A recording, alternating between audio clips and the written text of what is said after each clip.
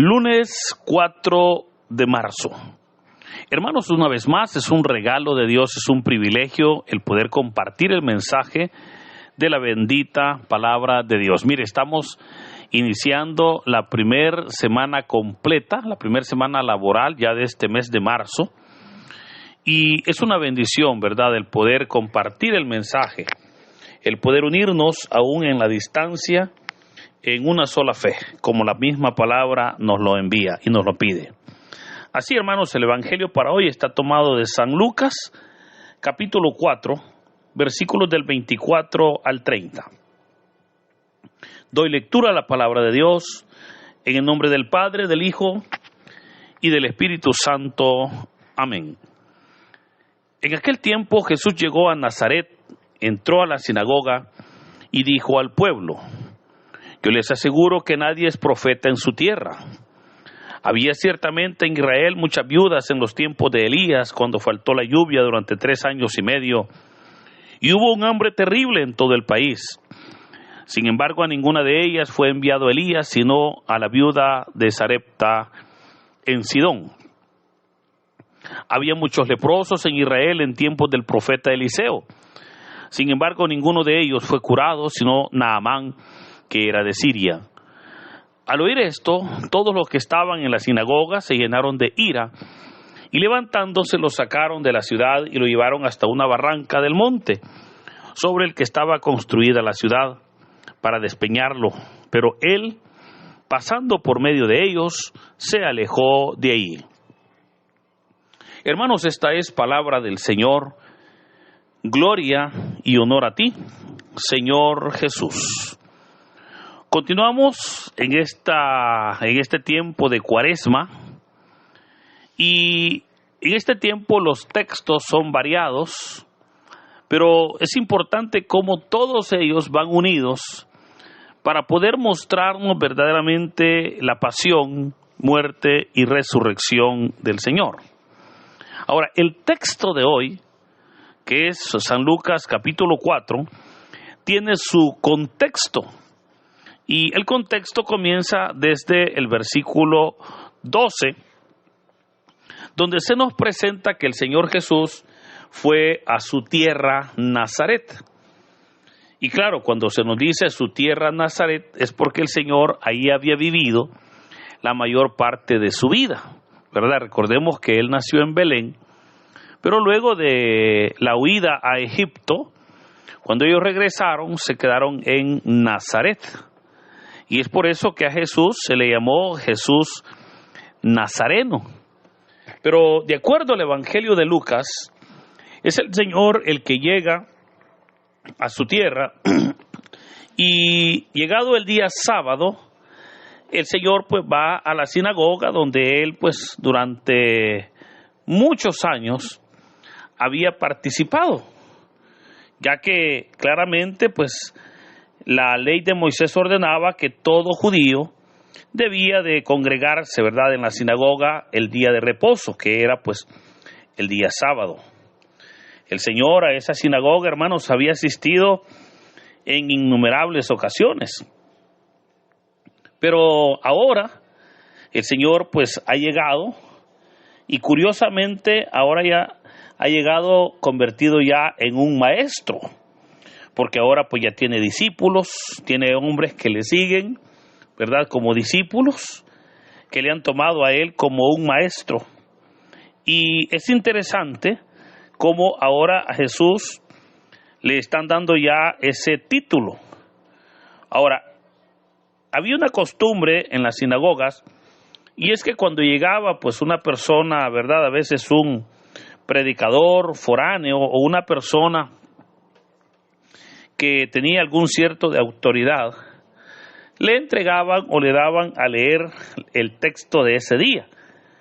Pues el texto nos dice que ahora pues le dieron a Jesús el rollo de Isaías. El Señor lee el capítulo 61 exactamente, donde dice: el Espíritu del Señor está sobre mí, por cuanto me ha ungido y me ha enviado a anunciar el año de gracia, a declarar la sanación a los enfermos, a anunciarle vista a los ciegos y por sobre todo a pregonar la libertad a los cautivos. A esa declaración se le conoce en el Evangelio como la proclama de Nazaret, y es, de acuerdo al Evangelio de San Lucas, donde inicia el ministerio público del Señor. Lucas pone que su ministerio inició en Nazaret con esta declaración, ¿verdad?, que se conoce como la proclama de Nazaret. Pero bueno, hasta ese momento no había ningún problema. El problema fue cuando, después de terminada la lectura, el Señor Jesús entrega el rollo del profeta Isaías. Y cuando una persona daba lectura, pues podía él, con toda libertad, reflexionar aquel texto. El Señor no lo reflexiona, sino que el Señor les da una declaración y les dijo: hoy mismo se ha cumplido el texto que he leído aquí delante de ustedes. O sea, lo que les está diciendo es: el enviado soy yo, el ungido soy yo, y lo que el profeta dijo, lo dijo por mí. O sea, eso les está diciendo, en otras palabras, el Señor. Pero, claro, era duro, ¿verdad? O era fuerte, más bien, que ahora el Señor les esté diciendo: miren, este texto de la Biblia hoy se ha cumplido. Y fue ahí donde comenzaron, pues, las preguntas y los comentarios de todos los asistentes. Comenzaron a preguntarle: pero ¿cómo es esto que hoy se ha cumplido este texto? Le dijeron: si este texto solo lo puede cumplir el Mesías. Pero lo que ellos no sabían era que en realidad el Señor Jesús era el Mesías. Y fue ahí donde se desató una discusión entre Jesús y los asistentes a la sinagoga. Esa discusión hizo que el Señor Jesús les dijera: miren, ustedes tal vez me van a decir: médico, cúrate a ti mismo. O me van a decir: haz los milagros que has hecho en Cafarnaúm aquí. Pero dice el texto que el Señor se sorprende porque en aquellas personas a quien él conocía, ¿verdad?, porque eran sus vecinos, eran, diríamos, sus compañeros ahí en la sinagoga, eran personas de corazón duro. Eran personas que habían participado con él en la sinagoga a lo mejor por años, pero que todavía el corazón lo tenían endurecido. Y fíjese, hermano, que ese es un detalle que muchas veces se da, que las personas asisten a las comunidades, asisten a la parroquia, asisten a la iglesia, pero asisten quizás a veces por costumbre, asisten por tradición, a veces asisten porque ya tienen la costumbre o el hábito de hacerlo. Y oyen predicación, oyen palabra, y la conocen tanto porque han escuchado por años esas predicaciones, esos mensajes. Pero sorprendentemente, a pesar que lo han escuchado una y otra vez, solamente se han quedado con escuchar el mensaje y no han permitido que ese mensaje llegue a sus corazones, les transforme, les cambie. Eso había pasado con esa multitud allá en Nazaret. Personas que a lo mejor todos los sábados estaban escuchando palabra. Personas que a lo mejor tenían años, pero que tristemente estaban y seguían con un corazón duro. Seguían con un corazón cerrado para la obra de Dios. Eso, hermanos, es algo que debemos nosotros de evitar, porque el congregarnos debe de volvernos a nosotros dóciles al Espíritu Santo, dóciles a la obra de Dios. Y esa docilidad obviamente nos traerá el que nosotros podamos recibir la bendición, que nosotros podamos recibir verdaderamente ese corazón abierto y esa gracia de Dios en nuestras vidas. Ahora, es ahí entonces donde el Señor Jesús, estando en la sinagoga, les dijo: yo les aseguro que nadie es profeta en su tierra. Hermanos, esa frase, ¿verdad?, que es bastante conocida, es una frase, fíjese, que aunque pareciera más un cliché o de repente un eslogan, hermano, es una realidad. En muchas ocasiones,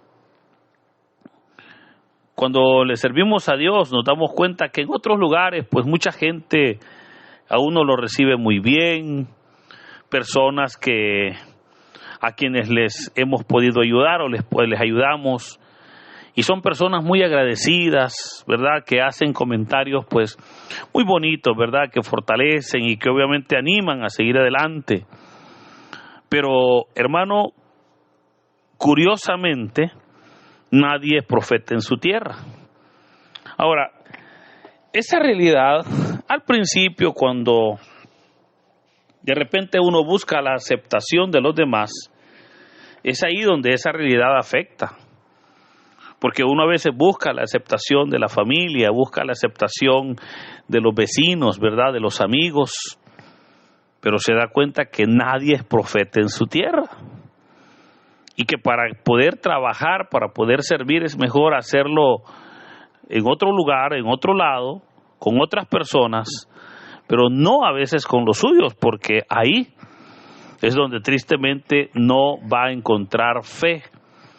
Ahí lo que va a encontrar son corazones duros, porque las personas así son, ¿verdad? Las personas, a pesar de que se les insiste que la confianza tiene que estar puesta en Dios, la gente sigue confiando en el hombre.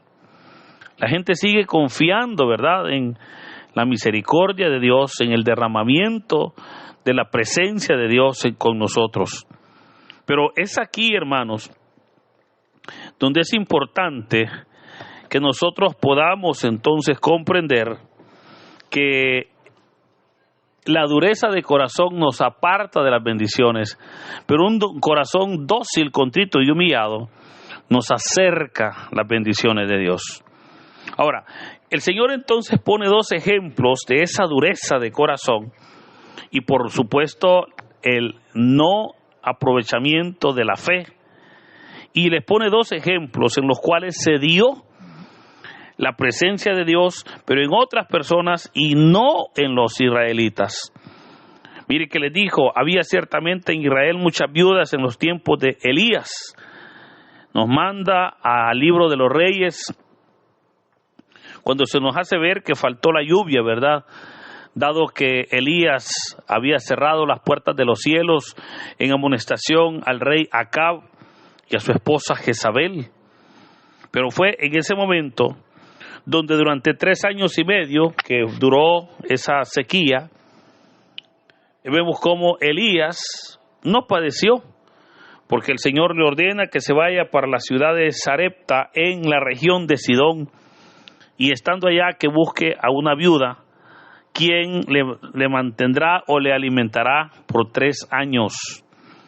Hermanos, esa acción o ese relato, que nosotros lo conocemos muy bien, verdaderamente el Señor la está mencionando acá, pero lo pone como ejemplo para demostrar que aún aquellas personas que no eran parte de la familia de Israel, no eran parte del pueblo de Israel, por la fe ellos también recibieron, porque por la fe esta viuda, ¿verdad?, va a ser verdaderamente bendecida.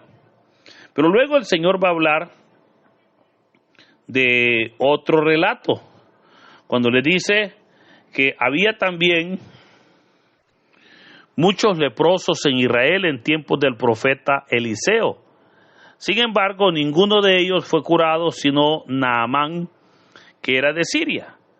Y ese relato también es un relato muy bonito que usted lo puede leer. Y nos habla que en tiempos del profeta Eliseo, Naamán, que era sirio, era el jefe del ejército sirio. Naamán dice que capturó a una joven judía que se la llevó para su casa como esclava de su esposa. Pero resulta que Naamán, a pesar de que era el general Naamán, era un hombre leproso. Y la lepra, recuerde que era de un tratamiento difícil. Pero cuando vio esto, esta joven judía que había sido llevada como esclava, ella hace un comentario y dijo: si tan solo el general Naamán fuera a Israel, a Jerusalén, y se encontrara con el profeta.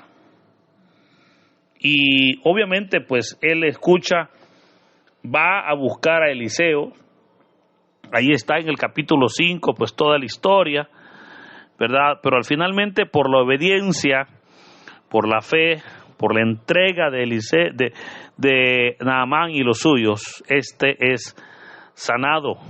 Pero vea, ambos ejemplos, la viuda de Sarepta de Sidón y Naamán el sirio, ambos ejemplos demuestran que la bondad de Dios se mueve no por pertenecer a un grupo o a un pueblo en específico, sino que la bondad de Dios se mueve por la fe. Y cuando aquellas personas rechazaron, obviamente estaban dejando de creer. Pero hoy nosotros podemos creer verdaderamente y comprender de que es a través de la fe que recibimos nosotros el perdón de nuestros pecados, pero también recibimos nosotros la bendición para poder trabajar en su obra. Recibimos nosotros también la salud, recibimos también nosotros el respaldo del Señor. Esas respuestas provocaron un enojo en los judíos, que dice que todos se llenaron de ira, y levantándose lo sacaron de la ciudad y lo llevaron hasta una barranca del monte sobre el que estaba construida la ciudad para despeñarlo. Pero vea cómo el Señor verdaderamente es librado, y dice que Él, pasando por en medio de ellos, se alejó de allí. O sea, no era su tiempo, no era su momento. Ese momento no era. Y por ello es que obviamente pues esa obra no se llevó a cabo. Pero ahora, hermanos, creo que es importante que podamos comprender cómo la obra de Dios no se mueve a través de situaciones externas, sino más bien el que nosotros podamos verdaderamente creer, el que nosotros podamos ser personas de obediencia ante la palabra de Dios. Y si así lo hacemos, mire que esos milagros que el Señor ha anunciado se van a volver una realidad en nuestras vidas. Esos milagros ahora serán verdaderamente una garantía, pero por ello es que debemos de clamarle a Dios, tener misericordia, hacer nuestra parte y pedirle al Señor que pueda manifestarse en nuestras vidas. Por eso, hermanos, ánimo. Que el Señor nos bendiga, que el Señor guarde su misericordia, que el Señor nos guarde en el hueco de su mano, que nos lleve, que nos proteja, y que finalmente podamos hacer esa obra maravillosa que Él espera que la hagamos. Por eso, hermanos, en este hermoso día, que el Señor nos bendiga, en el nombre del Padre, del Hijo y del Espíritu Santo. Amén.